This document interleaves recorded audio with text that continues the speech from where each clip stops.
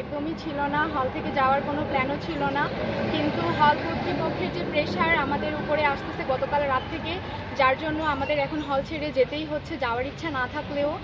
আর তারপরেও চেষ্টা করব কিছুক্ষণ যদি অন্য হলে গিয়ে স্টে করা যায়, কারণ আমাদের হলে একটু কড়াকড়িটা বেশি, এই জন্য কিছুতেই আমরা থাকতে পারলাম না। তারপরেও পরিস্থিতি বুঝে যদি থাকা সম্ভব না হয় কোনোভাবেই বান্ধবীদের কাছে অন্যান্য হলেও, তাহলে বাসায় চলে যেতেই হবে।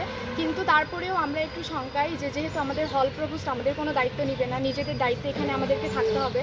তো সেই ক্ষেত্রে বহিরাগতরা যেভাবে গতকাল রাতে আমাদের ক্যাম্পাসে প্রবেশ করে আমাদের ছাত্রদের উপরে একটা হামলা করলো, তো সেইটা নিয়ে একটু চিন্তিত যে যদি হল ছেড়ে না যাওয়ার পরে যদি আমরা কোনো বিপদে পড়ে যাই, তাহলে বাসা থেকেও আমাদেরকে বলবে কেন বাসায় চলে আসলা না, বাসায় আসলে তো এই ঝামেলায় পড়তে হতো না।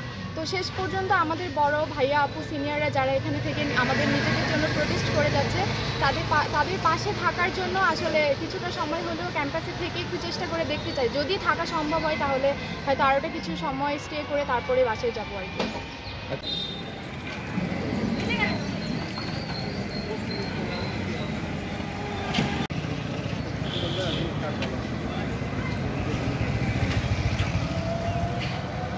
এদিকে